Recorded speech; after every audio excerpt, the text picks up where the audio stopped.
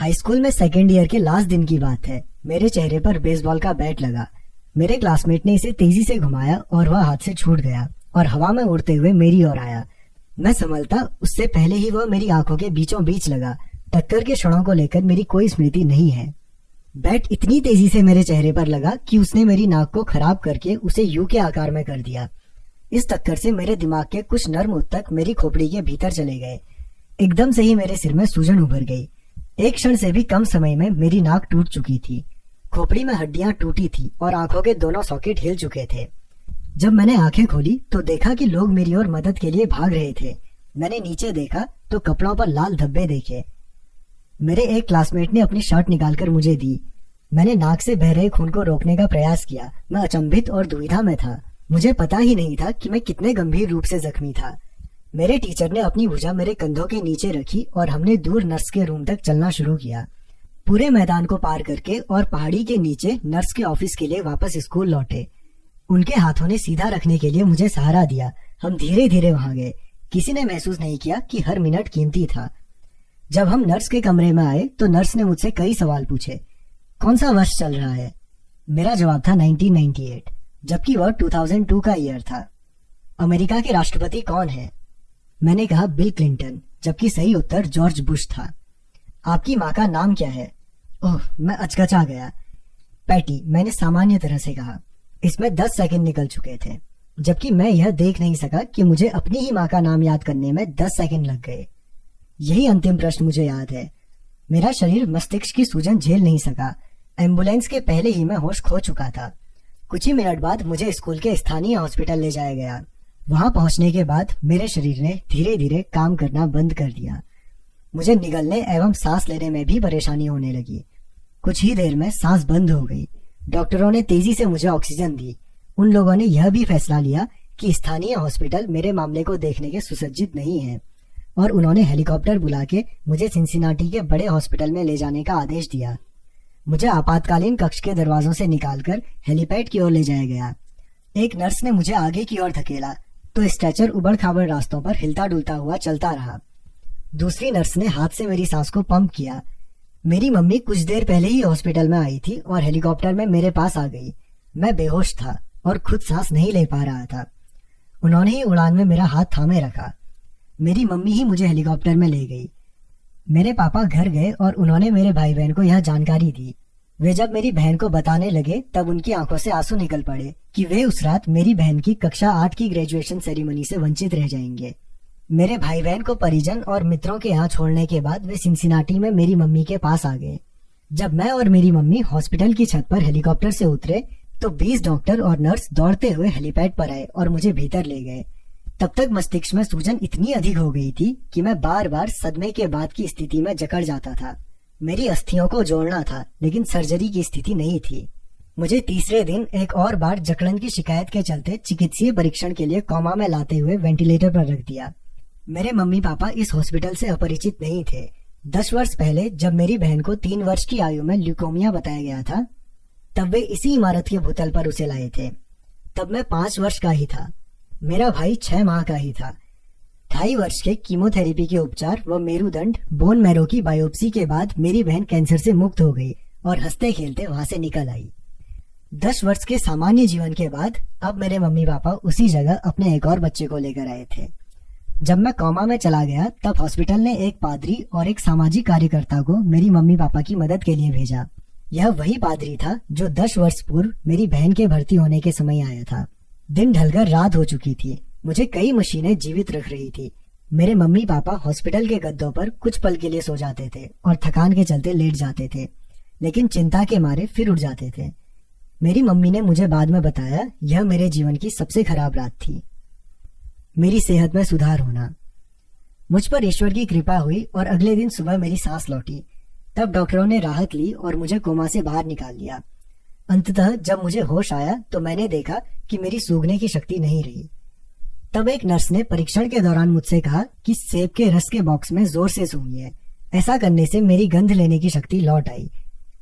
लेकिन तब सब चकित रह गए कि जैसे ही मैंने सांस लेकर खींची तो मेरी आंखों के सॉकेट के फ्रैक्चर में तेजी से हवा पहुंचने से मेरी बाईं आंख बाहर आ गई। आंखों का गोल भाग किसी सॉकेट से फूलकर बाहर आ गया था। जिसे खतरनाक ढंग से पलकों और मेरे मस्तिष्क से जुड़ी ऑप्टिक तंत्रिका ने पकड़ रखा था।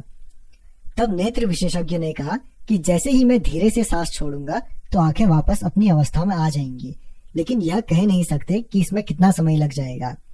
हफ्ते के बाद मेरी श्लेय क्रिया होनी थी, जिससे मुझे ठीक होने में कुछ और समय लग जाता। मैं ऐसा लग रहा था मानो बॉक्सिंग के मैच में गलत स्थान पर खड़ा हूँ।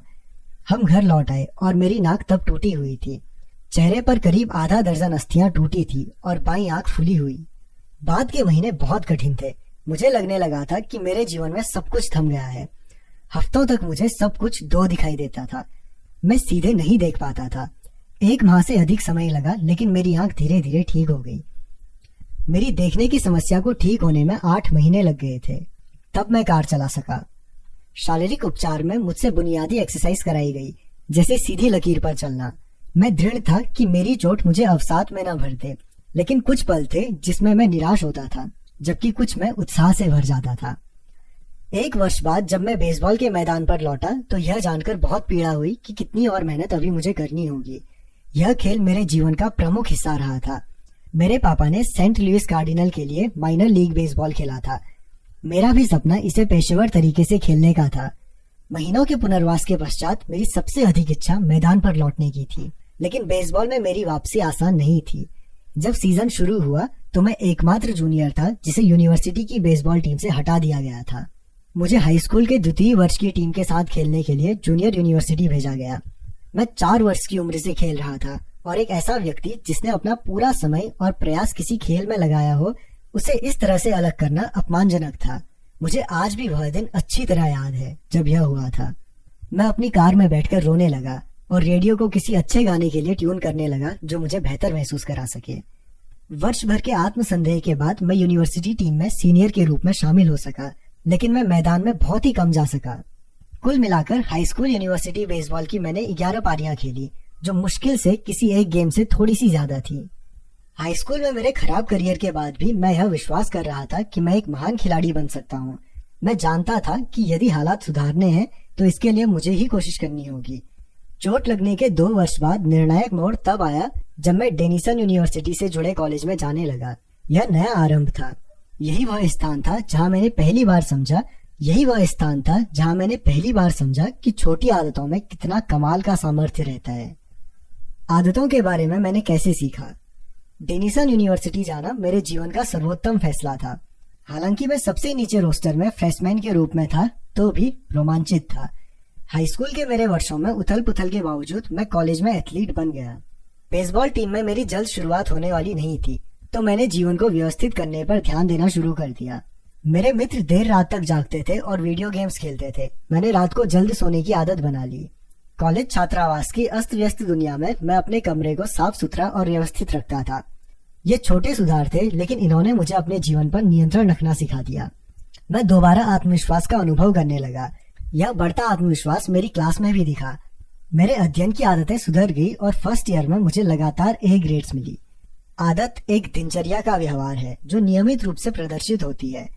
जैसे जैसे मैं हर सेमेस्टर पास करता गया, वैसे वैसे मैं छोटी छोटी आदतों को निरंतर जोड़ता गया। यह आदतें अंततः मुझे ऐसे परिणामों की ओर ले गई जो उस समय अकल्पनीय थे जब मैंने शुरुआत की थी। उदाहरण के लिए, जीवन में पहली बार मैंने हर हफ्ते कई दफा लाइट वेट लिफ्टिंग करने को अपनी आदत में शामिल कर लिया। बाद के वर्षों में यह सिलसिला जारी रहा। इस दौरान मेरी 6 फीट 4 इंच की काया 170 पाउंड यानी 76 केजी से बढ़कर 200 पाउंड 91 केजी की हो गई। जब द्वितीय वर्ष के सत्र की शुरुआत हुई तो मुझे एक भूमिका पिंचिंग स्टाफ बेसबॉल में मिल गई। जूनियर रहते हुए मैं टीम कैप्टन चुना गया और सीजन पूरा होने पर मैं ऑल कॉन्फ्रेंस टीम के लिए चुना गया। लेकिन मेरे सीनियर सीजन खत्म होने तक मेरे सोने, अध्ययन और स्ट्रेंथ ट्रेनिंग की आदतों ने वास्तव में सकारात्मक परिणाम देना शुरू कर दिया।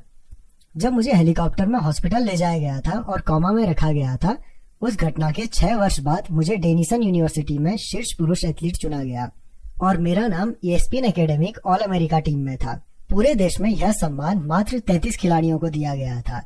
जब तक मैं ग्रेजुएट हुआ तब तक मेरा नाम स्कूल की रिकॉर्ड बुक्स में 8 श्रेणियों में दर्ज किया जा चुका था। इसी वर्ष मुझे यूनिवर्सिटी का सर्वोच्च एकेडमिक सम्मान प्रेसिडेंट महल भी मिला। सुनने में यदि आपको डींगे मारना जैसा लगता है तो मुझे उम्मीद है कि आप मुझे माफ कर देंगे। सच कहूं तो मेरे खेल करियर में ऐसा कुछ उल्लेखनीय या ऐतिहासिक नहीं था। पेशेवर खिलाड़ी के रूप में मैं खेल नहीं पाया।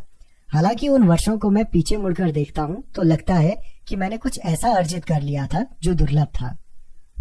मैंने अपनी क्षमता को पूर्ण रूप से विकसित कर लिया और मैं मानता हूं कि इस पुस्तक में जो विचार है वे क्षमताओं को पूर्ण विकसित करने में आपकी मदद भी करेंगे।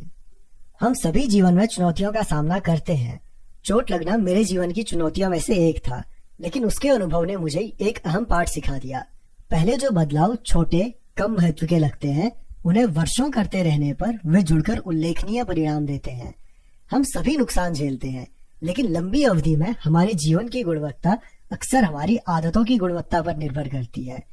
उन्हीं आदतों से आप वही परिणाम प्राप्त करते हैं, लेकिन बेहतर आदतों से कुछ भी संभव है। हो सकता है कि कुछ लोग रातों रात आश्चर्यजनक सफलता पा लें। मैं उनमें से किसी को नहीं जानता, मैं भी उनमें से नहीं हूँ। कॉमा से लेकर एकेडमिक ऑल अमेरिकन तक मेरी यात्रा में एक ही नहीं अनेक अहम क्षण थे।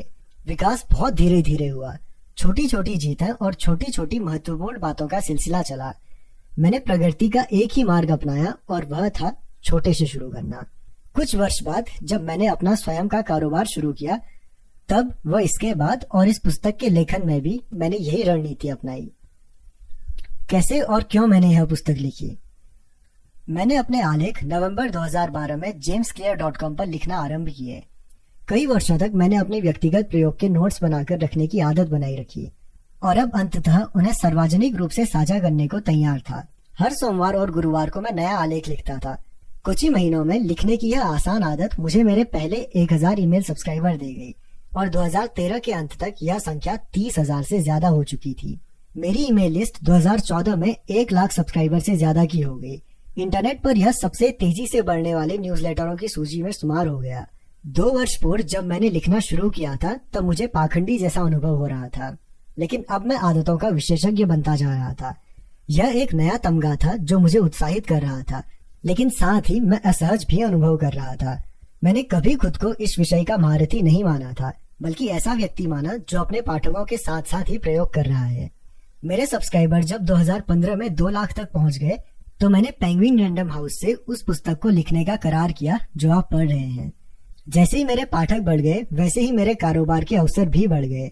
मुझे शीर्ष कंपनियों में आदत बनाने के विज्ञान, व्यवहार में बदलाव और सतत सुधार के बारे में बोलने के लिए खूब बुलाया जाने लगा। अमेरिका और यूरोप में कई सम्मेलनों में मैंने मुख्य वक्ता के तौर पर भाषण दिए। 2016 से मेरे आलेख बड़े प्रकाशनों जैसे टाइम, एंटरप्रेन्योर और फोर्ब्स में नियमित रूप से आने लगे। आश्चर्यजनक रूप से उस वर्ष मेरे लेख 80 लाख लोगों ने पढ़े। मेरे कार्यों के बारे में NFL, NBA और MLB की टीमों के कोच पढ़ने लगे और अपनी अपनी टीमों के साथ इसे बांटने लगे। 2017 के प्रारंभ में मैंने हैबिट्स एकेडमी को शुरू किया। यह उन संगठनों और लोगों के लिए प्रशिक्षण का मुख्य मंच बन गई जो बेहतर आदतें बनाने में रुचि रखते थे। फॉर्च्यून 500 कंपनियां और तेजी से बढ़ रहे स्टार्टअप्स ने अधिकारियों और स्टाफ को ट्रेनिंग के लिए यहाँ भेजना शुरू किया। कुल 10,000 लीडरों, मैनेजरों, कोचों और शिक्षकों ने हैबिट्स एकेडमी से ग्रेजुएशन किया। उनके साथ मेरे कार्य अनुभवों ने मुझे अविश्वसनीय रूप से यह सिखा दिया कि वास्तविक दुनिया में आदतें काम करें, इसके लिए किन किन बातों की जरूरत होती है। जब यह पुस्तक 2018 में खत्म होने को आई तो jamesclear.com पर हर माह लाखों की तादाद में विजिटर्स आ रहे थे और लगभग 500,000 मेरे साप्ताहिक ईमेल न्यूज़लेटर को सब्सक्राइब कर चुके थे। यह संख्या मेरी उम्मीद से कहीं ज्यादा थी। जब मैंने शुरू किया था तो मुझे पता भी नहीं था कि ऐसा संभव है। यह पुस्तक आपको कैसे फायदा देगी? उद्यमी और निवेशक नवल रविकांत ने कहा है, कोई महान पुस्तक लिखने से पहले आपको खुद पुस्तक बनना पड़ता है। मैंने उन विचारों को जाना जिनका उल्लेख इसमें किया गया है। चोट से बाहर निकलने के लिए मुझे छोटी आदतों पर आश्रित होना पड़ा ताकि जिम में मजबूत हो सकूं। मैं मैदान में अच्छे स्तर का प्रदर्शन कर सकूं, लेखन कार्य कर सकूं, एक सफल कारोबार चलाऊं और सहजता से एक जिम्मेदार नागरिक के रूप में विकसित हो सकूं। छोटी आदतों ने मेरी क्षमताओं को उकेरा और चूंकि आपने यह पुस्तक हाथ में ली है, इसीलिए मेरा अनुमान है कि आप भी अपने भीतर निहित क्षमताओं को पूर्ण रूप से विकसित करना चाहोगे। बाद के पेजों में मैं हर पायदान पर आपको बेहतर आदतें बनाने की योजना बताऊंगा, कुछ दिन या हफ्तों के लिए नहीं बल्कि जीवन भर के लिए। विज्ञान यद्यपि उन सब बातों को नहीं मानता है जो मैंने लिखी है, लेकिन फिर भी यह मात्र एकेडमिक शोध पत्र नहीं है, यह काम में लागू होने वाला उपयोगी लेखन है। आदतों को कैसे बनाना है और कैसे बदलना है, उसके बारे में आपको व्यवहारिक सलाह दी गई है। मैंने इसके पीछे का विज्ञान भी इस तरीके से समझाया है जिसे समझना और अपनाना आसान है। मैंने जिन क्षेत्रों का वर्णन किया है वे हैं बायोलॉजी, न्यूरोसाइंस, फिलॉसफी, साइकोलॉजी और कई अन्य। ये क्षेत्र कई वर्षों से हमसे करीब से जुड़े हैं। मैंने आपको उन उत्कृष्ट लोगों के विचारों का संकलन दिया है जो लंबे समय से इन पर काम कर रहे हैं।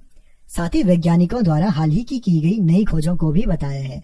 मैं आशा करता हूँ कि मेरा योगदान ऐसे विचारों का पता लगाना है जो सबसे ज्यादा महत्व के हों और उनसे इस तरीके से जुड़ा जा सके जो अत्यंत ही सरल हो। इन पन्नों में आपको जो भी अच्छा लगे तो उसका श्रेय आप उन विशेषज्ञों को दे सकते हैं जिन्होंने मुझसे पहले काम किया है। कोई मूर्खतापूर्ण बात लगे तो यह मेरी ओर से की गई गलती मानिए। इस पुस्तक की रीढ़ 4 कदमों की आदतें हैं: संकेत, ललक, प्रतिसाद और पुरस्कार, यानी क्यू, क्रेविंग, रिस्पॉन्स और रिवॉर्ड। वही व्यवहार में परिवर्तन के 4 नियम भी हैं जो इन 4 कदमों से निकलते हैं।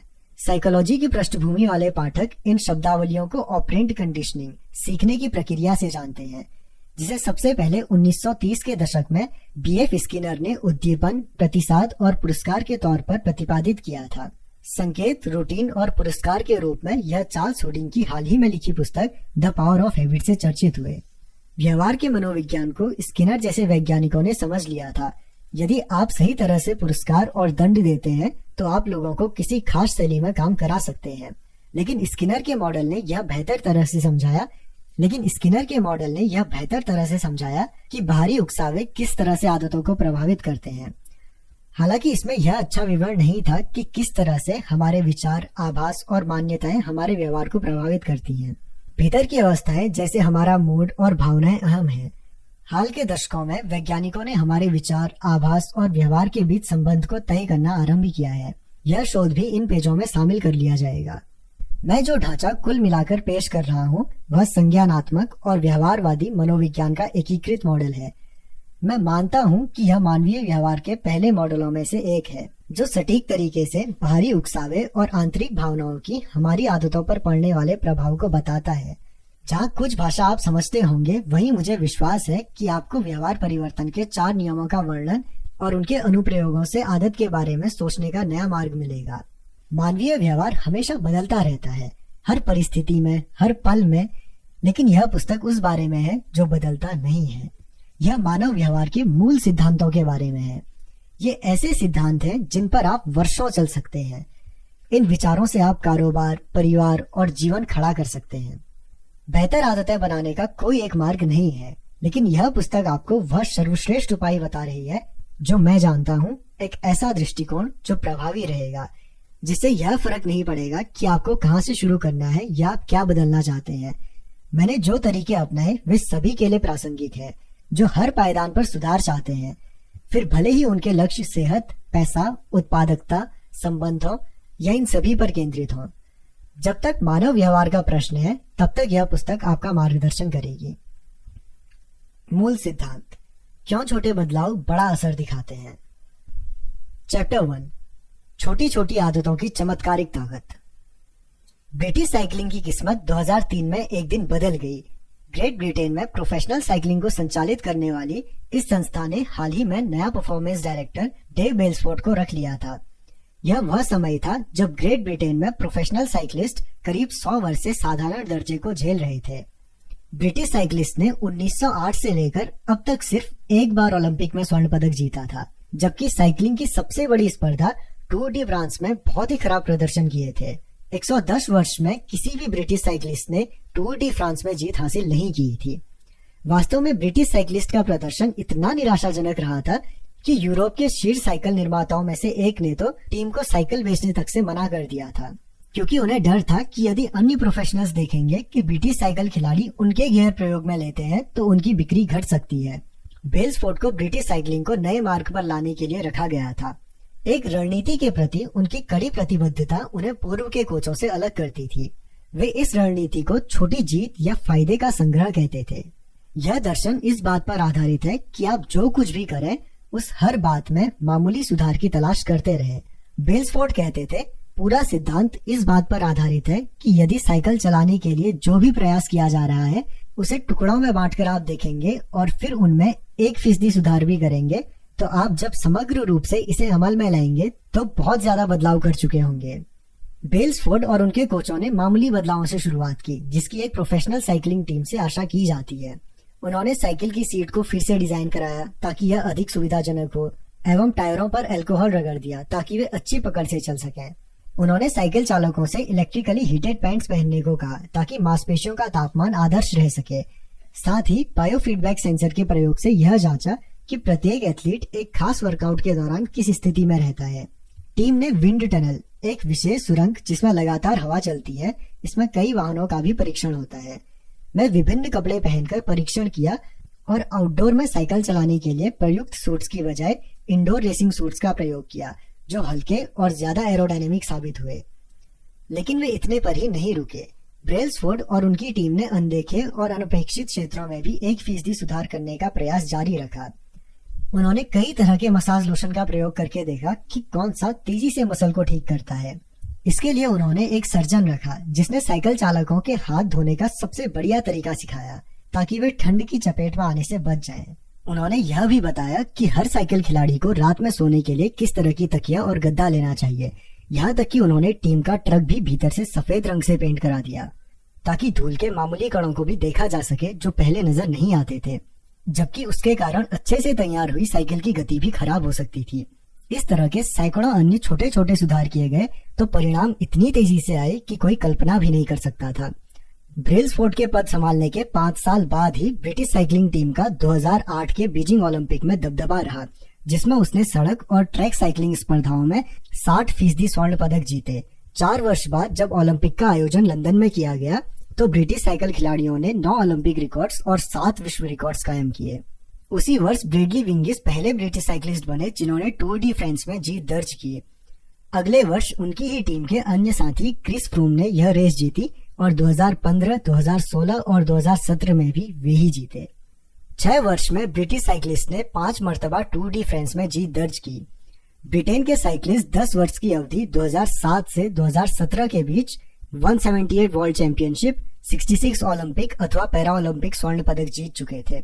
साथ ही उन्होंने 5 बार टूर डी फ्रांस में भी जीत हासिल की, जो साइकिलिंग के इतिहास में सबसे ज्यादा सफल दौर माना जाता है। यह होता कैसे है? कैसे सामान्य एथलीट्स की एक टीम जो मामूली बदलावों से विश्व चैंपियन बनकर खड़ी हो जाती है? कैसे सामान्य एथलीट्स की एक टीम मामूली बदलावों से विश्व चैंपियन बनकर खड़ी हो जाती है, जो पहली बार देखने पर इतने मामूली लगते हैं कि उनसे बहुत तो बहुत थोड़ा सा फर्क पड़ सकता है? क्यों छोटे छोटे सुधार एकत्र होकर इतने उल्लेखनीय नतीजे दे सकते हैं और किस प्रकार से आप यह नजरिया अपने जीवन में लागू कर सकते हैं? क्यों छोटी आदतें बड़ा बदलाव करती हैं? दैनिक जीवन में किसी निर्णायक क्षण के महत्व का आकलन बड़ा चढ़ाकर करना और छोटे छोटे सुधारों को कम समझना बहुत ही आसान है। हम यही मानते हैं कि बड़ी सफलता में ज्यादा प्रयास जरूरी है, भले ही वह वजन घटाने का मामला हो, कारोबार बढ़ाना हो, पुस्तक लिखना हो, चैंपियनशिप जीतना हो या किसी भी मकसद को प्राप्त करना हो। हम अपने आप पर इतना दबाव डालते हैं ताकि किसी तरह से ऐसा कुछ बदलाव हो सके कि हर कोई इस बारे में बात करे। इन सबके बीच 1% सुधार विशेष रूप से कोई मायने नहीं रखता। कभी कभी तो इस पर कोई ध्यान तक नहीं देता, लेकिन यह लंबे समय के लिए बहुत अर्थपूर्ण हो सकता है। छोटा सुधार लंबे समय में असाधारण अंतर दिखा सकता है। इसका गणित इस प्रकार से काम करता है। यदि आप प्रतिदिन 1% भी पहले से बेहतर होते हैं तो पूरे वर्ष में 37 गुना बेहतर बन सकते हैं। इसके विपरीत यदि आप 1 वर्ष तक हर दिन 1% बदतर होते जाते हैं तो आप 0 के करीब हो जाएंगे। भले ही छोटी जीत से शुरुआत हो या छोटी हार से, यह एकत्र होकर कई गुना हो जाती है। आदतें आत्म सुधार का चक्रवृद्धि ब्याज होती हैं। जिस प्रकार से धन चक्रवृद्धि ब्याज में कई गुना बढ़ जाता है, उसी प्रकार से आपकी आदतों का प्रभाव बार बार करने पर बढ़ता जाता है। भले ही वे किसी दिन मामूली बदलाव के रूप में दिखती हो, लेकिन कई महीनों और वर्षों में इनका प्रभाव जबरदस्त हो सकता है। जब आप 2, 5 या कदाचित 10 वर्ष बाद पीछे की ओर देखते हैं तो आपको स्पष्ट दिखता है कि अच्छी आदतों के मूल्य क्या हैं और बुरी आदतों के लिए क्या कीमत चुकानी होती है। हर दिन 1% बेहतर होना। जीवन में प्रतिदिन इस अवधारणा को महसूस करना ठीक होता है। हम अक्सर छोटे बदलावों को इसीलिए नकार देते हैं क्योंकि वे उस पल इतने उल्लेखनीय नहीं दिखाई देते। यदि आप आज थोड़ा भी पैसा बचाते हैं तो आप करोड़पति नहीं हो सकते। यदि 3 दिन जिम जाएंगे तो भी आप बेडौल ही रहेंगे। यदि आप हर रात 1 घंटा मैंडारिन पढ़ते हैं तो आप भाषा नहीं सीख पाते हैं। हम कुछ बदलाव करते हैं लेकिन नतीजे तेजी से नहीं दिखते और फिर हम पुराने ढर्रे पर ही लौट आते हैं। दुर्भाग्य से बदलाव की धीमी गति भी हमें बुरी आदतों की ओर प्रवृत्त करती है। यदि आज आपने सेहत का लाभ ना पहुंचाने वाला भोजन खाया है तो इससे ज्यादा फर्क नहीं होगा। यदि आप देर रात तक काम करते हैं और अपने परिवार की उपेक्षा करते हैं तो वो आपको माफ कर देंगे। यदि आप एक दिन अपना प्रोजेक्ट टालते हैं तो उसे पूरा करने के लिए बाद में 1 दिन अधिक लगेगा। एक फैसले को आसानी से खारिज किया जा सकता है, लेकिन जब आप खराब फैसलों से 1% गलती हर दिन करते हैं और छोटी गलतियां दोहराते चले जाते हैं, साथ ही छोटे छोटे बहानों को सही ठहराते हैं, तो हमारा यही चयन अंत में बढ़कर खराब नतीजा दे सकता है। यह कई गलतियों का संचय होता है। 1% गिरावट के कारण ही बाद में समस्या होती है। अपनी आदतों में बदलाव से जो प्रभाव होता है वह किसी विमान को अपने मार्ग से कुछ ही डिग्री बदलने के समान होता है। सोचिए कि आप लॉस एंजलिस से न्यूयॉर्क जा रहे हैं। यदि पायलट लॉस एंजलिस अंतर्राष्ट्रीय विमानतल से चलते हुए ही 3.5 डिग्री दक्षिण की ओर मुड़ जाता है तो न्यूयॉर्क के बजाय आप वॉशिंगटन डीसी में उतरेंगे। उड़ान भरते समय इतने मामूली बदलाव की ओर शायद ध्यान न जाता हो। भले ही विमान का अगला भाग कुछ फीट ही मुड़ा हो, लेकिन यह अंततः अमेरिका में ही आपको सैकड़ों मील दूर उतारेगा। इसी प्रकार से दैनिक जीवन की आदतों में मामूली बदलाव आपके जीवन को किसी और दिशा में ले जाता है। 1% बेहतर या 1% बदतर उस पल भले ही उल्लेखनीय ना लगे, लेकिन कालांतर में यह भारी बदलाव दिखा सकता है कि आप क्या हैं और आप क्या हो सकते थे। सफलता प्रतिदिन की आदतों का उत्पाद है, जीवन में केवल एक बार बदलाव का नहीं। इससे कोई फर्क नहीं पड़ता कि आप अभी कितने सफल या असफल हैं, लेकिन फर्क इससे पड़ता है कि आपकी आदतें आपको सफलता के मार्ग पर डाल रही हैं या नहीं। आपकी अपने वर्तमान नतीजों के बजाय अपने वर्तमान मार्ग पर अधिक ध्यान देना चाहिए। यदि आप करोड़पति हैं और आप हर महीने जो कमा रहे हैं उससे अधिक खर्च कर रहे हैं तो आपका रास्ता ठीक नहीं है। यदि आपके खर्च करने की आदतें बदलती नहीं है तो अंत अच्छा नहीं रहेगा। इसके विपरीत आप हर महीने कुछ न कुछ बचा रहे हैं तो आप वित्तीय रूप से स्वतंत्र या स्वायत्त होने के मार्ग पर आगे बढ़ रहे होते हैं। भले ही आप जितना चाहते हैं उससे धीमी गति से चल रहे हों। आपके परिणाम आपकी आदतों का ही संकलन होते हैं। आपकी वित्तीय आदतों का परिणाम आपकी नेटवर्थ है। खाने की आदतें ही आपके वजन का निर्धारण करती हैं। आपके सीखने की आदतों का परिणाम ही आपका ज्ञान है। आपकी सफाई की आदतों का नतीजा अलग दिखता है। आप जो दोहराते हैं वह आपको प्राप्त होता है। वाह! यदि आप अपनी भविष्यवाणी करना चाहते हैं कि आप जीवन में कहाँ पहुंचेंगे तो आपको छोटे फायदों और छोटे नुकसानों दोनों का एक वक्र बनाना होगा। तो आप देखेंगे कि किस तरह से आपके दैनिक जीवन की पसंद नापसंद 10 या 20 वर्ष में आपको क्या परिणाम देगी। क्या आप हर माह की कमाई से कम खर्च कर रहे हैं? क्या आप हर हफ्ते जिम जा रहे हैं? क्या आप पुस्तकें पढ़कर हर दिन कुछ नया सीख रहे हैं? इस तरह के छोटे छोटे संघर्ष आपका भविष्य अपने आप बता देंगे। सफलता और असफलता के अंतर को समय बहुत बढ़ा देता है। आप जीवन को जो भी दे रहे हैं वह गुणित होकर सामने आएगा। अच्छी आदतें समय को आपका दोस्त बना देंगी, खराब आदतें समय को शत्रु बना देंगी। आदतें दुधारी तलवार हैं। बुरी आदतें आसानी से आपको खत्म कर सकती हैं, जिस तरह से अच्छी आदतें आपको बेहतर बना सकती हैं। इसीलिए इसे समझना बहुत महत्वपूर्ण है। आपका जानना आवश्यक है कि किस प्रकार से आदतें काम करती हैं और अपनी पसंद के अनुसार कैसे इन्हें बनाया जाए, ताकि आप इस दोधारी तलवार की एक धार से बच सकें। प्रगति वास्तव में होती कैसे है? सोचिए कि आपके सामने टेबल पर बर्फ या क्यूब रखा है। कमरे में इतनी ठंडक है कि आप अपनी सांस को देख सकते हैं। यह तापमान 25 डिग्री है। कमरा धीरे धीरे गर्म होने लगता है। 26 डिग्री, 27 डिग्री, 28 डिग्री। आपके सामने रखी टेबल पर बर्फ का क्यूब अब भी है। 29 डिग्री, 30, 31। अब तक कुछ नहीं हुआ। फिर 32 डिग्री, बर्फ पिघलने लगती है। इससे पहले एक डिग्री बढ़ने से इतना अंतर नहीं पड़ा था, लेकिन इस 1 डिग्री ने बड़ा परिवर्तन कर दिया। सफलता के पल अक्सर पूर्व के कामों के परिणाम ही होते हैं, जो बड़े बदलाव के लिए संभावनाएं तैयार करते हैं। यह स्थिति हर जगह देखने को मिल जाएगी। कैंसर अपने जीवन का 80% भाग तो पता चले बिना ही बिताता है, लेकिन फिर कुछ ही माह में शरीर को खत्म कर देता है। बांस पहले 5 वर्षों में बड़ा हुआ नहीं दिखता है, क्योंकि वह जमीन के भीतर जड़ें जमाता रहता है और अगले 6 हफ्ते में 90 फीट तक बढ़ जाता है। इसी प्रकार से आदतें भी तब तक कोई फर्क नहीं डालती जब तक कि आप एक अहम सीमा को पार नहीं कर जाते और नए स्तर नहीं पा लेते। किसी अनुसंधान या तलाश के आरंभ और मध्य में अक्सर निराशा की खाई होती है। आप सीधी रेखा में प्रगति की आशा करते हैं और पहले दिन, एक हफ्ते और यहाँ तक कि माह तक जब बदलाव अप्रभावी दिखते हैं तो आप कुंठित हो सकते हैं। ऐसा नहीं लगता कि आप कहीं जा रहे हैं। यह किसी भी संयोजन प्रक्रिया का परिणाम होता है। सर्वाधिक शक्तिशाली परिणामों में विलंब होता है।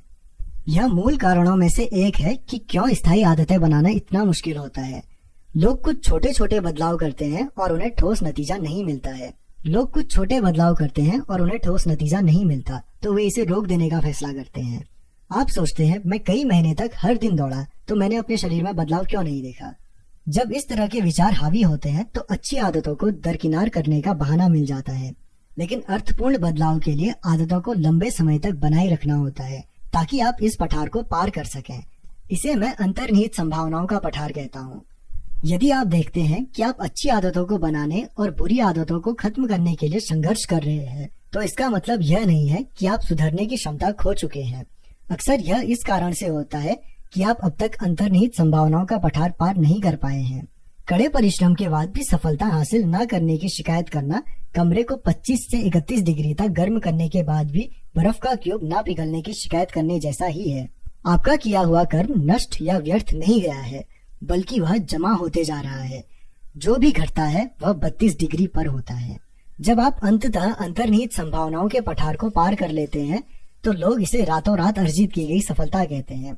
बाहर की दुनिया केवल वह नाटकीय घटना देखती है जब आप सफलता प्राप्त करते हैं। वह प्रक्रियाएं नहीं देखती जिनसे आप निकले हैं। लेकिन आप जानते हैं कि आपका वह काम ही है जो आप लंबे समय से कर रहे थे, जिसके कारण आज आप उछाल ले सके हैं, जबकि कभी ऐसा लगता था कि आप किसी तरह की प्रगति नहीं कर रहे हैं।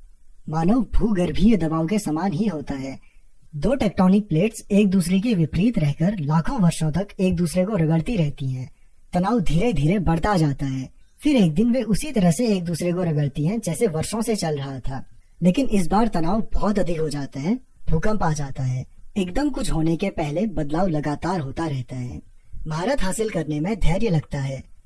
एनबीए के इतिहास की सबसे सफल टीम सेंट एंटेरियो स्पर्स ने समाज सुधारक जैकब रीच का एक कथन अपने लॉकर रूम में लटका रखा है। जब मुझे कोई भी मदद करता हुआ नहीं दिखता है तो मैं पत्थर तोड़ने वालों की ओर देखता हूँ। जो चट्टान पर हथौड़ा चलाते हैं करीब सैकड़ों बार वे चलाते होंगे तो भी उसमें दरार नहीं आती है। 100 के बाद पहले ही हथौड़े में यह 2 टुकड़ों में बढ़ जाती है। और मैं जानता हूँ कि यह अंतिम हथौड़ा नहीं होता है जिसने इसे तोड़ा, बल्कि पहले भी जो चले हैं उनका भी असर होता है। सभी बड़ी चीजें छोटी शुरुआतों से प्राप्त होती हैं। हर आदत का बीज अकेला छोटा सा निर्णय लेता है, लेकिन जैसे ही वह फैसला बार बार आदत के रूप में उभरने लगता है तो वह मजबूत होने लगता है। वह जड़ें जमाता है और शाखाएं निकलने लगती हैं। बुरी आदतों को खत्म करना ठीक अपने भीतर बलूत का एक तगड़ा वृक्ष उखाड़ने के समान है। अच्छी आदतों को बनाना ठीक हर दिन एक कोमल सुंदर फूल को उपजाने के समान है। लेकिन यह इस बात से तय होता है कि क्या हम उस आदत के प्रति इतनी निष्ठा रखते हैं कि हम अंतर्निहित संभावनाओं के पठार पर आकर सफलता हासिल कर सकें। ऐसे कौन कौन से कारण हैं जो लोगों को अवांछित आदतों की ओर ले जाते हैं और दूसरों को अच्छी आदतों के समग्र प्रभाव का आनंद लेने देते हैं। लक्ष्यों को भूलकर व्यवस्था पर पूरा ध्यान दें। सामान्य बुद्धि मानती है कि हम जीवन में जो अर्जित करना चाहते हैं, जैसे अच्छा शरीर, सफल कारोबार, आराम का जीवन और कम चिंताएं, ज्यादा समय दोस्तों और परिवार के साथ बिताना, उसे प्राप्त करने का सबसे अच्छा तरीका यही है कि हम विशिष्ट और कार्रवाई योग्य लक्ष्य निर्धारित करें। कई वर्षों तक मैं भी अपनी आदतों को इसी के अनुसार बनाता रहा। प्रत्येक लक्ष्य था जिसे प्राप्त करना था। मैंने स्कूल में ग्रेड्स के लिए, जिम में वजन के लिए, कारोबार में लाभ हासिल करने के लिए लक्ष्य निर्धारित किए। कुछ में तो मैं सफल हो गया, लेकिन अधिकांश में विफल हो गया। धीरे धीरे मुझे समझ आया कि मेरे नतीजों का मेरे लक्ष्यों से बहुत कम लेना देना था। लगभग हर चीज का लेना देना उन व्यवस्थाओं से था जिनका मैंने पालन किया था। व्यवस्थाओं और लक्ष्यों के बीच क्या फर्क है? यह एक विशिष्टता है। सबसे पहले मैंने इसे डिल्बर्ट कॉमिक के कार्टूनिस्ट स्कॉट एडम से सीखा। लक्ष्य हमेशा वे परिणाम होते हैं जिन्हें आप प्राप्त करना चाहते हैं। व्यवस्थाएं वे प्रक्रियाएं हैं जो आपको नतीजों की ओर ले जाती हैं। यदि आप कोच हैं तो आपका लक्ष्य केवल चैंपियनशिप जीतने का होता है। व्यवस्था वह तरीका है जिसके तहत खिलाड़ियों का चयन होता है, अपने सहायक कोचों को तैयार किया जाता है और अभ्यास किया जाता है। यदि आप उद्यमी हैं तो आपका लक्ष्य लाखों डॉलर का कारोबार बनाने का होगा। आपकी व्यवस्था प्रोडक्ट आइडिया का परीक्षण करना, कर्मचारी रखना और मार्केटिंग के लिए अभियान चलाना होगी। यदि आप एक संगीतकार हैं तो आपका लक्ष्य एक नई रचना को तैयार करना होगा। कितनी बार आप अभ्यास करते हैं, कितनी बार हिम्मत हार जाते हैं, मुश्किल उपायों से कैसे निपटते हैं, गुरु से फीडबैक लेने की प्रक्रिया आदि आपकी व्यवस्था है। अब एक रोचक प्रश्न, यदि आप अपने लक्ष्यों की उपेक्षा करके पूरी तरह से व्यवस्था पर ध्यान देते हैं तो क्या आप सफल हो पाएंगे? उदाहरण के लिए, यदि आप बास्केटबॉल कोच हैं और स्पर्धा जीतने के लक्ष्य की उपेक्षा करके केवल इस बात पर ध्यान देते हैं कि टीम हर दिन किस तरह से अभ्यास कर रही है, तो भी क्या परिणाम मिलेंगे? मैं समझता हूँ मिलेंगे। किसी भी खेल में अच्छे स्कोर के साथ फिनिश करना एक लक्ष्य होता है, लेकिन स्कोरबोर्ड की ओर देखते हुए खेल पूरा हास्यास्पद हो सकता है। हर दिन कुछ बेहतर होना ही वास्तव में जीत का सही तरीका माना जाता है। 3 बार के सुपर बाउल विजेता बिल वॉल्श के शब्दों में, स्कोर स्वयं अपनी चिंता कर लेगा। यही बात जीवन के अन्य हिस्सों में भी लागू होती है। यदि आप बेहतर परिणाम चाहते हैं तो लक्ष्य तय करना भूल जाएं, व्यवस्था पर ध्यान दें। इसके मायने क्या हैं? क्या लक्ष्य बेकार की चीज है? बिल्कुल नहीं। लक्ष्य दिशा तय करते हैं, लेकिन व्यवस्था प्रगति करने के लिए सबसे उपयुक्त रहती है। समस्याएं तब बहुत सारी हो जाती हैं जब आप लक्ष्य के बारे में सोचने में ही बहुत समय बिता देते हैं और अपनी व्यवस्था को सुधारने में पर्याप्त समय नहीं देते। पहली समस्या, जीतने और हारने वाले के लक्ष्य समान होते हैं। लक्ष्य निर्धारित करना अस्तित्व बचे रहने के पूर्वाग्रह से गंभीर रूप से ग्रस्त होता है। हम उन पर ध्यान देते हैं जो जीत जाते हैं, यानी जो दौड़ में बच जाते हैं। हम यह आकलन गलत करते हैं कि महत्वाकांक्षी लक्ष्य ने उन्हें सफल बनाया है। हम उन लोगों को नजरअंदाज करते हैं जिनका लक्ष्य भी जीत का ही होगा, लेकिन वे सफल नहीं हो पाते हैं। हर ओलंपिक खिलाड़ी स्वर्ण पदक जीतना चाहता है, हर उम्मीदवार नौकरी चाहता है। यदि सफल और असफल दोनों व्यक्तियों के लक्ष्य समान रहते हैं तो फिर लक्ष्य विजेताओं को हारने वाले से अलग नहीं करता। टूर डी फ्रांस को जीतने के लक्ष्य ने ब्रिटिश साइकिलिस्ट को शिखर पर नहीं पहुंचाया था। वे तो हर वर्ष स्पर्धा जीतना चाहते थे, ठीक वैसे ही जैसे कोई अन्य प्रोफेशनल टीम चाहती थी। यह लक्ष्य तो हमेशा ही रहा था। अलग परिणाम तभी आ पाया जब उन्होंने लगातार छोटे छोटे सुधारों की व्यवस्था लागू की। दूसरी समस्या, लक्ष्य प्राप्त करना क्षणिक परिवर्तन मात्र होता है। सोचिए आपका कमरा अस्त व्यस्त है और आपने उसे साफ करने का लक्ष्य रखा है। यदि आप ऊर्जा से भरकर वह करेंगे तो अभी ही वह साफ हो जाएगा, लेकिन यदि आप आलस की वही आदतें जारी रखेंगे जिनकी वजह से कमरा अस्त व्यस्त हुआ था, तो कमरे में नई गंदगी पसर जाएगी और फिर आप किसी और प्रेरणा की उम्मीद करने लगेंगे। आपको बार बार वही परिणाम मिलेंगे क्योंकि आप उसमें निहित व्यवस्था को बदल ही नहीं सके। आपने किसी लक्षण का उपचार बिना कारण जाने ही किया है। लक्ष्य को प्राप्त करने से जीवन में क्षण भर के लिए ही बदलाव होता है। सुधार के बारे में यह सहज ज्ञान के विपरीत है। हम सोचते हैं कि हमें नतीजे बदलने की जरूरत है, लेकिन नतीजे समस्या नहीं है। वास्तव में हमें व्यवस्था या प्रणाली बदलनी चाहिए जो समस्या का कारण है। जब आप परिणाम के स्तर पर समस्या हल करते हैं तो वह अस्थायी रूप से हो पाती है। बेहतरी के लिए सुधार करना है तो आपको व्यवस्था के स्तर पर समस्या हल करनी होगी। जो इनपुट्स हैं उनमें सुधार कर लें, परिणाम खुद सुधर जाएंगे। तीसरी समस्या, लक्ष्य आपकी खुशियों को सीमित करते हैं। किसी लक्ष्य के बारे में अंतर्निहित अनुमान यह रहता है, एक बार लक्ष्य प्राप्त हो जाए तो मैं खुश रहूंगा। लक्ष्य के साथ तब समस्या हो जाती है जब आपकी मानसिकता बन चुकी होती है कि आप अगले पड़ाव की प्राप्ति तक खुशियां नहीं मनाएंगे। मैं इस झंझट में इतनी बार उलझा हूँ कि संख्या मुझे पता नहीं। वर्षों तक खुशियां मेरे लिए भविष्य की बात बनकर रह गई थी। मैं खुद को ही वचन देता था कि एक बार मैं 20 पाउंड मांसपेशियां और बढ़ा लूं या मेरे कारोबार का उल्लेख न्यूयॉर्क टाइम्स में हो जाए तो अंततः मुझे आराम मिलेगा। यही नहीं, लक्ष्य या तो यह या तो वह का टकराव पैदा करते हैं। या तो आप अपना लक्ष्य प्राप्त करके सफल होते हैं या फिर विफल हो जाते हैं और निराश हो जाते हैं। आप खुद को मानसिक रूप से खुशी की संकुचित सोच में बांध लेते हैं। यह गलत दिशा है। यह संभव नहीं है कि वास्तविक जीवन में आपका रास्ता वैसा ही हो जैसा खाका आपने अपने दिमाग में शुरुआत के वक्त बनाया था। सिर्फ एक परिदृश्य तक अपनी संतुष्टि को सीमित रखने का कोई मतलब नहीं है, जबकि आपके पास सफलता के कई मार्ग हैं। व्यवस्था पहले बनाने की मानसिकता तनाव से मुक्ति प्रदान करती है। जब आप उत्पाद से ज्यादा प्रक्रिया से प्रेम करने लगते हैं तो आपको खुश होने के लिए खुद को अनुमति नहीं देनी होती। आप कभी भी खुश हो सकते हैं क्योंकि प्रणाली या व्यवस्था काम करती जा रही है, और एक प्रणाली या व्यवस्था कई स्वरूपों में सफल हो सकती है। यह जरूरी नहीं है कि आपने जो सोचा हो उसी में सफलता मिले। चौथी समस्या, लक्ष्यों का दीर्घकालिक प्रगति से टकराव। अंततः लक्ष्योन्मुखी मानसिकता आप पर उतार चढ़ाव का प्रभाव छोड़ेगी। कई धावक महीनों तक कड़ा परिश्रम करते हैं, लेकिन जैसे ही वह फिनिश लाइन को पार करते हैं वे प्रशिक्षण रोक ही देते हैं। रेस उन्हें और अधिक प्रेरित नहीं करती है। जब आपका सारा परिश्रम किसी लक्ष्य को हासिल करने के लिए होता है तो उसे प्राप्त करने के बाद क्या रह जाता है। इसी कारण से कई लोग लक्ष्य प्राप्ति के बाद खुद को पुरानी आदतों की ओर मोड़ लेते हैं। लक्ष्य निर्धारित करने का मकसद किसी स्पर्धा को जीतना होता है, परंतु व्यवस्था या प्रणाली बनाने का मकसद खेल को खेलते रहना होता है। वास्तविक लंबी सोच लक्ष्यविहीन सोच होती है। यह केवल एक लक्ष्य हासिल करने मात्र तक सीमित नहीं होती। यह सतत सुधार या परिशोधन का अंतहीन चक्र है। निश्चित रूप से यह किसी प्रक्रिया को लेकर आपकी प्रतिबद्धता है जो आपकी प्रगति का निर्धारण करेगी। छोटी छोटी आदतों की व्यवस्था। यदि आपको अपनी आदतों को बदलने में परेशानी होती है तो समस्या आप नहीं है, समस्या आपकी प्रणाली में है। बुरी आदतें खुद को बार बार दोहराती हैं, इसीलिए नहीं कि आप उन्हें बदलना चाहते हैं, बल्कि इसलिए कि बदलने की आपकी प्रणाली गलत है। आप अपने लक्ष्यों के स्तर तक ऊंचा नहीं उठते हैं, आप प्रणालियों के स्तर तक नीचे जाते हैं। किसी एक लक्ष्य के बजाय पूरी प्रणाली या व्यवस्था पर ध्यान केंद्रित करना ही इस पुस्तक के मूल विषयों में से एक है। एटॉमिक शब्द के पीछे भी गहरे अर्थ निहित हैं, लेकिन अब आप समझ गए होंगे कि छोटी आदतों के मायने मामूली बदलाव हैं। मामूली लाभ 1% सुधार, लेकिन छोटी आदतें केवल पुरानी आदतें नहीं होती, बल्कि कोई भी छोटा सुधार होती है। छोटी आदतें ही व्यवस्था या प्रणाली का अंग होती हैं। जैसे छोटे छोटे अणुओं से कण बनते हैं, वैसे ही छोटी आदतों से उल्लेखनीय नतीजों का निर्माण होता है।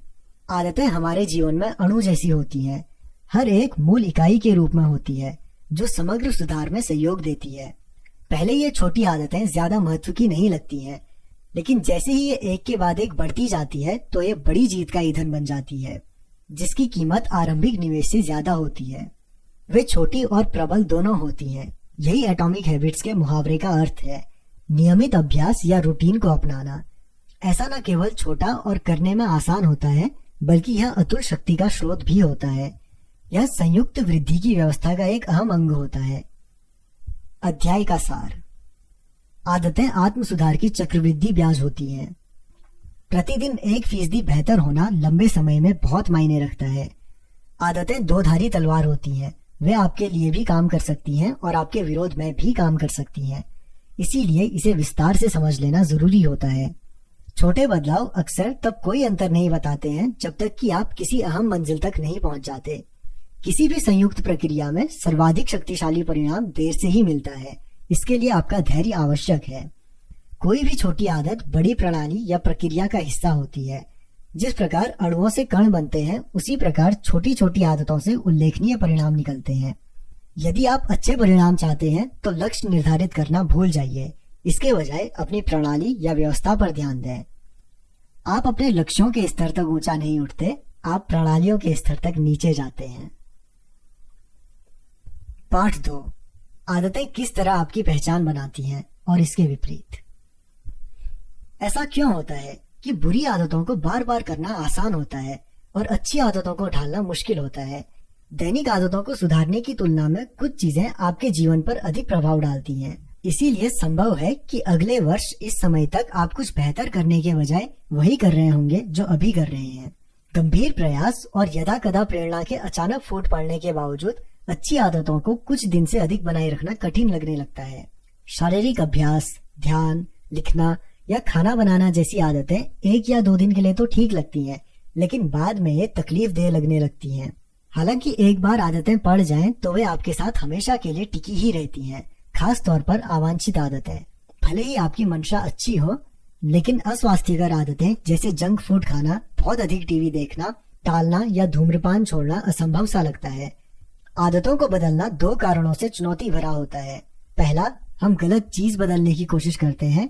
दूसरा, हम गलत तरह से अपनी आदतों को बदलने की कोशिश करते हैं। इस अध्याय में मैं पहले बिंदु पर बात करूंगा, बाद के अध्याय में दूसरे बिंदु का उत्तर दूंगा। पहली गलती तो यह है कि हम गलत चीज को बदलना चाहते हैं। व्यवहार में मैं जो कह रहा हूँ उसे समझने के लिए 3 स्तरों को समझना होगा जिनमें बदलाव होता है। आप इसकी कल्पना प्याज की परतों के रूप में कर सकते हैं। पहली परत आपके परिणामों में बदलाव। इसका संबंध आपके परिणामों को बदलने से होता है। वजन घटाना, पुस्तक प्रकाशित करना, स्पर्धा जीतना, आपके अधिकांश लक्ष्य परिवर्तन के इस स्तर से ही जुड़े होते हैं। दूसरी परत, प्रक्रिया में बदलाव। इस स्तर का संबंध अपनी आदतों और प्रणालियों को बदलने से होता है। जिम में एक नया रूटीन बनाना, अपनी डेस्क को साफ करना ताकि बेहतर काम कर सकें, ध्यान की प्रक्रिया विकसित करना।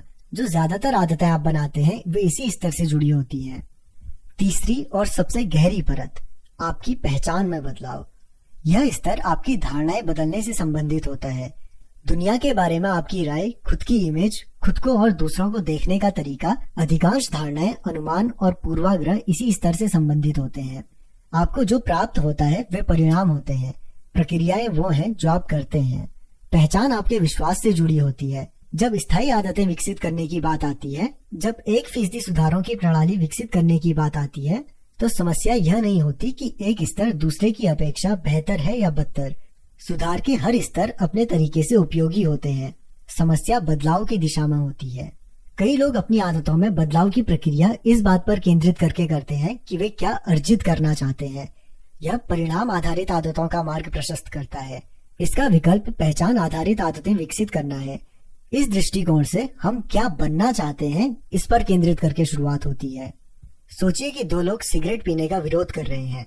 जब सिगरेट उन्हें पेश की जाती है तो पहला व्यक्ति कहता है, नहीं धन्यवाद, मैं इससे छुटकारा पाने की कोशिश कर रहा हूँ। यह सुनने में अच्छा लगता है, लेकिन वह व्यक्ति अब भी यह मानता है कि वह सिगरेट पीने वाले लोगों में से है और कुछ अन्य करने का प्रयास कर रहा है। वे उम्मीद कर रहे हैं कि उनकी आदत इसी धारणा को लेकर चलने से बदल जाएगी। दूसरा व्यक्ति जिसे सिगरेट दी जाती है वह कहता है, नहीं धन्यवाद, मैं सिगरेट नहीं पीता। बहुत मामूली सा अंतर है, लेकिन यह कहना कि मैं सिगरेट नहीं पीता उस व्यक्ति की पहचान में बदलाव की ओर संकेत दे रहा है। सिगरेट पीना उसकी पिछली जिंदगी का हिस्सा था, अब वह नहीं पीता है, इसलिए उस व्यक्ति की पहचान सिगरेट पीने वाले व्यक्ति के रूप में नहीं की जा सकती। ज्यादातर लोग जब सुधार करने की शुरुआत करते हैं तो पहचान बदलने के बारे में सोचते भी नहीं है। वे सिर्फ यह सोचते हैं, मैं स्किनी होना चाहता हूँ और यदि मैं इसी डाइट का अनुसरण करता रहा तो मैं स्किनी हो सकूंगा। वे लक्ष्य तय करते हैं और यह निर्धारित करते हैं कि क्या करना है ताकि लक्ष्य हासिल कर सकें। इसमें वे उस धारणा की चिंता नहीं करते जो उनकी प्रक्रिया को चला रही है।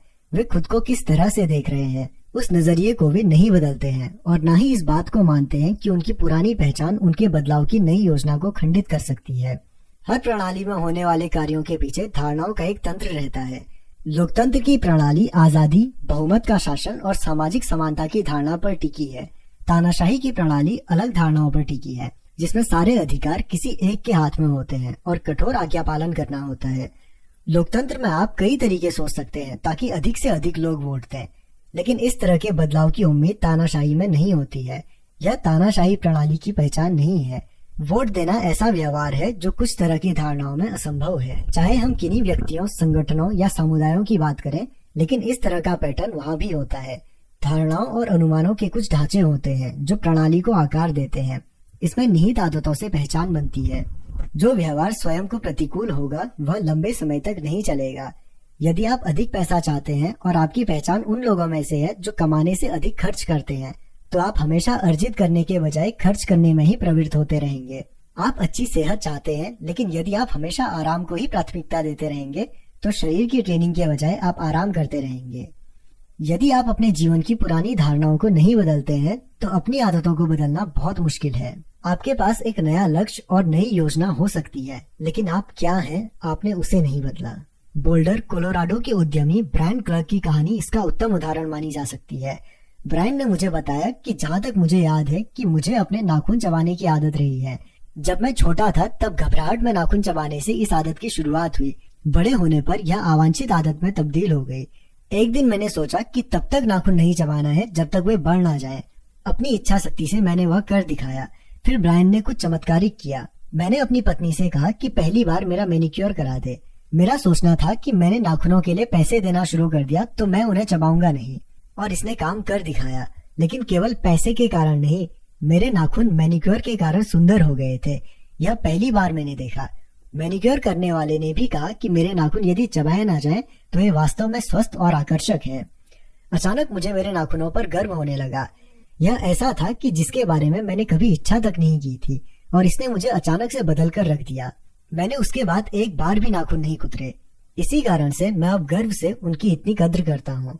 जब आदत आपकी पहचान का हिस्सा बन जाए तो वह प्रेरणा का भीतरी स्वरूप होता है। यह कहने के लिए एक ऐसी बात है कि मैं इसी तरह का व्यक्ति हूँ जो यह चाहता था। यह उससे बहुत अलग है कि मैं ऐसा व्यक्ति हूँ जो ऐसा ही है। किसी पहचान विशेष पर यदि आप गर्व अनुभव करते हैं तो आप उतनी ही अधिक प्रेरणा से भरे होंगे और उससे संबंधित आदतों से जुड़े होंगे। यदि आप अपने बालों के लुक पर गर्व करते हैं तो आप कई तरह की आदतें इसकी देखरेख से संबंधित बना चुके होंगे। यदि आपको अपने बाइसेप्स पर गर्व है तो आप कभी भी शरीर के ऊपर के हिस्से का वर्कआउट बंद नहीं करेंगे। यदि आपको अपने द्वारा बनाए गए स्कार्फ पर गर्व है तो हफ्ते में आप कई घंटे स्कार्फ बुनने में लगाएंगे। एक बार आपकी गर्वानुभूति परिदृश्य में शामिल हो गई तो आप कैसे भी करके उस आदत को बनाए रखेंगे। वास्तविक रूप से व्यवहार का बदलना ही पहचान बदलना है।